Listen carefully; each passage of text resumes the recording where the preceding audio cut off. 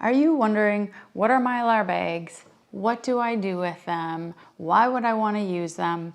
And if I do use them, how do I store them? Well, today I'm going to be covering all of those topics in this video. It's Jody with All About the Harvest, where I teach you how to grow, use, and preserve your harvest. So what we're focusing on today is the preserve portion of what I teach, and that is how to use Mylar bags to extend the life of your dried goods. So that's the first part. So what do you use Mylar bags for? One of the things you use Mylar bags for is extending the life of your dried goods, whether that's rice, beans, or certain powders or teas. So here are what some Mylar bags look like. Here is one and here's another. These are both around the gallon size. This is a common size for Mylar bags. I'm gonna go more in depth on these bags, but I just wanted to show you real briefly so you have a visual of what these Mylar bags look like. Mylar bags are used in all sorts of things in everyday life. So not just for long-term food storage, although that is what the majority of home users are going to use these bags for. Now, typically you'll find Mylar bags in like a chip bag. So a chip bag, you know how it has that silver inside lining? That is a Mylar bag. Now those are really thin Mylar bags. Here is another example. This is a coffee bag that I got at a hotel. It had a packet of coffee in it, and the inside of this bag has that silver lining. This is a Mylar bag. Now this is a thin Mylar bag. Mylar bags are food safe. So the point of Mylar bags is to keep out light and oxygen. And by doing that, that helps to extend the life of your dried goods. Now, there's something else we use with Mylar bags, and that is oxygen absorbers, and I'm going to be talking about that in this video as well. The combination of the oxygen absorber with the Mylar bags helps to extend the life of your dried goods for up to 30 years, depending upon the good that you do end up putting in the bags. So there are two different styles of Mylar bags, and one is the gusseted bag, which looks like this. The gusseted bag is a bag that stands up, so the bottom can be folded open, and then you can stand it up. That is a gusseted bag, and generally gusseted bags have the zip top. Now the other type of Mylar bag is a flat bag, and so it's just a flat bag. It's not going to stand up on its own, generally speaking, and so that is the difference. So I'm going to refer to this as flat and this as gusseted. So those are the two different styles of Mylar bags. There's also different sizes, and then there's also different thicknesses. Mylar bags come in multiple sizes, but the general size that you're going to always find with various companies is always a gallon Mylar bag. So this is a gallon Mylar bag here, and this is the most common. Now there are certain companies that have various other sizes, and I talk about that in my video where I do a review of the Wallaby Goods Mylar bags. They have so many sizes, which is one of the reasons I love them. And if you are interested in learning more about their products and why I love their Mylar bags, I will link that video up above, and then I'll also put it in the comments below. In this video, I'm just talking about Mylar bags in general. Okay, so they have different sizes of Mylar bags. Again, the gallon size is generally the most common. And then there are also different thicknesses of Mylar bags. Now remember when I showed you this coffee one, or if you think of like a chip bag, those are very thin Mylar bags. That's not what we want to use for long-term food storage. We want to use at least a 5 mil thickness or more. Now, majority of them will be 5 mil out on the market that you find for your long-term food storage. There might be some that are less than that. You do not want to use anything that's less than 5 mil for your long-term food storage. It's not as thick, it's more likely to puncture and tear. Now, Wallaby Goods, one of the reasons I like them is that they have bags ranging from 5 mil up to 7.5 mil. And of course, the thicker the bag, the stronger they are, the more resistant they are to tearing or punctures, but they also are blocking the light. They're also, preventing that air flow. So I really like the fact that they have thicker bags. In fact, that is one of the companies I found the thickest bags. So they come in different thicknesses, and they come in different sizes, and they come in different styles. So we covered how they come. Now next, we're gonna talk about the oxygen absorbers. I mentioned that a little bit earlier, and now we're gonna get to the oxygen absorbers. You are going to put your food in your bag, and then you are going to put in oxygen absorbers. Oxygen absorbers do exactly that. They absorb the oxygen that is in the bag. And remember, oxygen can deteriorate your food. And so by getting that oxygen out of the bag, then we're able to extend that shelf life of our food. So you put the oxygen absorber in, and then if you have a zip top one, you will zip it shut, and then you will seal it. Now we'll talk about sealing in a moment. So that is what you'll do. You put those oxygen absorbers in there before you seal it. So here are what oxygen absorbers look like.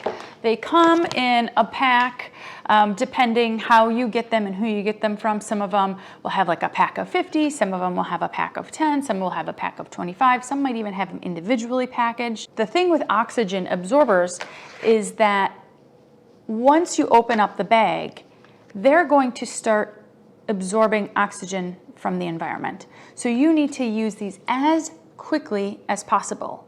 So you don't want to open them and then fill your bag and then put them in and then try to seal them. What you want to do is you want to fill your bags first. You want to label them so you know what's in them.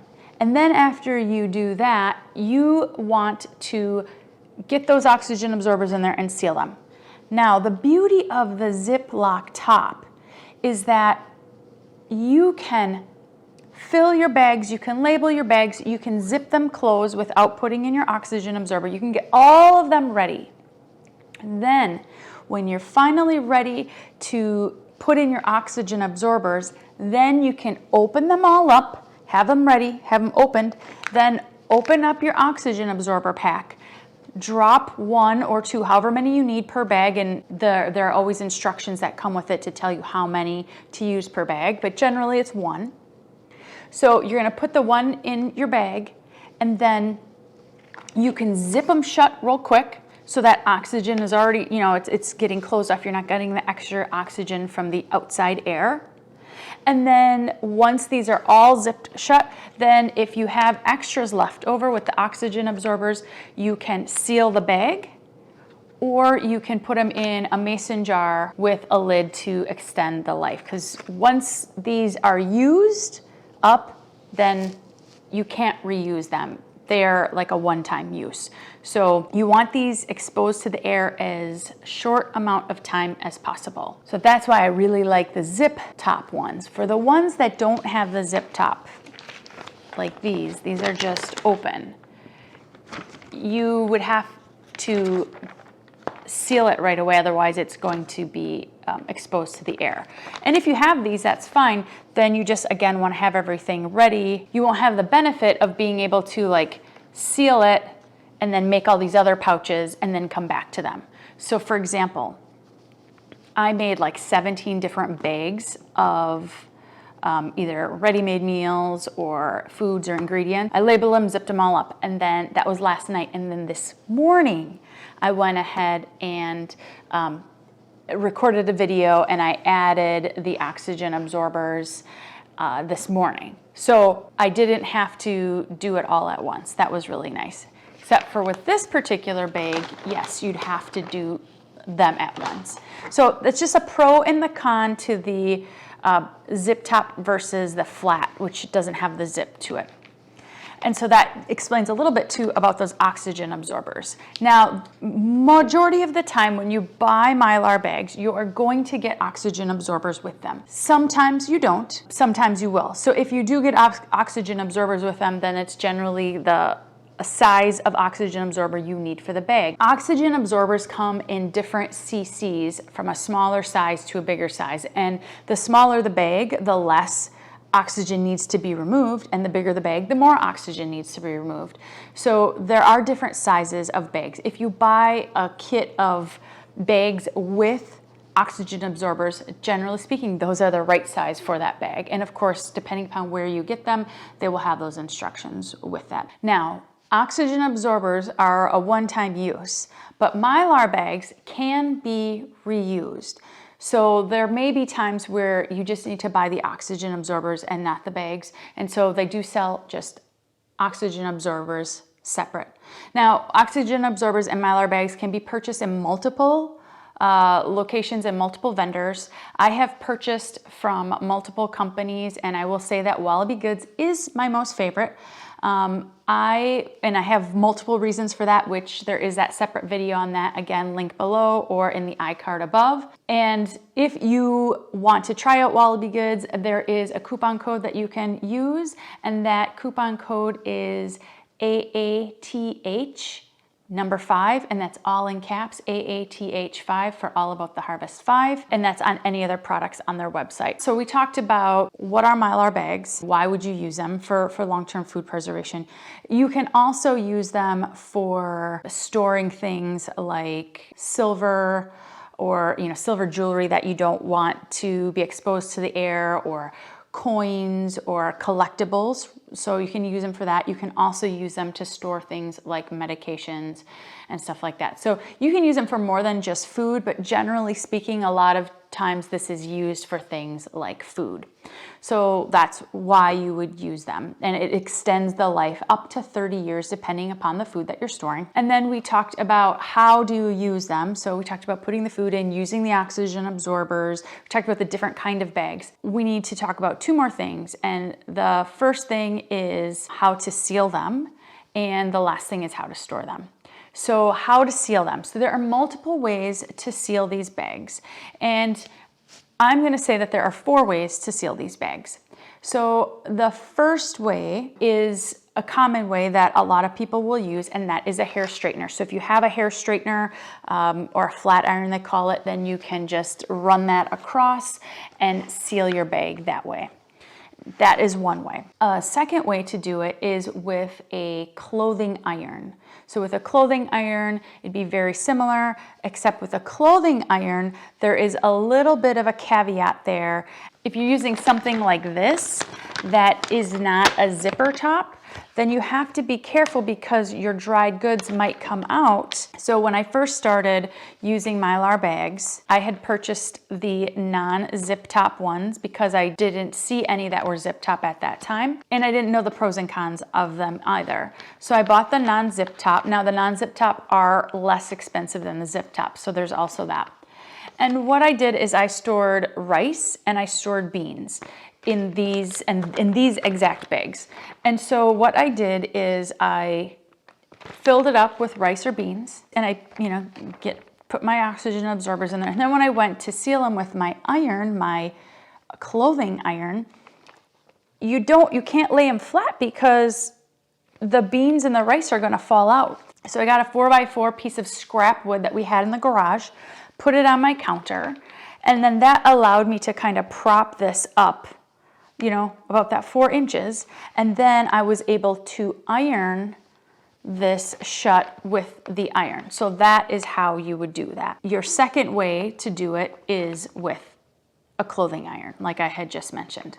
And then the third way to do it is use an impulse sealer. Now, when I first was vacuum sealing food in Mylar bags, I didn't have an impulse sealer. I didn't have a hair straightener because my hair is already straight. So I used the clothing iron.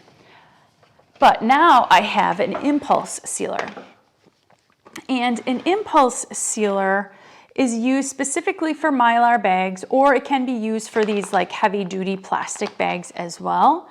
And what you do with the impulse sealer is you take your bag and you put it in, and then you just push this down, and this will make a little noise and a red light will go on, and it will just quickly seal it. The nice thing about the impulse sealer is, well, a couple things. One is you can see it's about 4 inches tall. So it removes the need to have to worry about using my 4x4 out in my garage that I was afraid that my husband might burn up because it was just scrap wood and he didn't know that I was using it to seal the Mylar bags. The nice thing is I could make that exact same bag of beans or rice in this. You can see a little bit better here. So how tall it is. So then if I go like this, the beans or rice aren't going to spill out, they're going to go down. So this takes away the need for the extra piece of wood, something to protect your counter or your table. So that's nice. And then the other thing about this is it heats up instantly. So you don't have to preheat it with your iron, like a clothing iron, you'd have to preheat it, or your hair straightener, you have to preheat it. This, you just plug in and it's immediately warm once you push down. So like when you don't have it down, it's not warm. And then once you push down, it immediately gets hot and it seals it within like seconds, within like 2 to 3 seconds. So it's really quick. And then you can always, if you feel you want another seal, you can seal it again. So that's the nice thing with the impulse sealer. So now multiple companies sell impulse sealers, and I didn't purchase one originally because they were more pricey. And Wallaby Goods has a very good price point for their impulse sealers. Now they have different sizes, and this is currently their largest size. This is a 16-inch, but they have an 8-inch and a 12-inch as well. And the nice thing about this is they give you 2 sets of heating strips and fuses for replacements in case you need to replace them. So that comes right with it. And then it also comes with a sheet of paper just explaining how to use it and how to replace that fuse or the heating element, the heating strip, if you need to. And then it also gives you a little guide on what to use for numbers. So on the bottom here, there are, this is numbers, and it tells you in this guide what setting to put it at for what you're going to seal. So really, if I wanted to reseal, if I wanted to put coffee back in this Mylar bag, this thin one, and seal it back up, I could do that.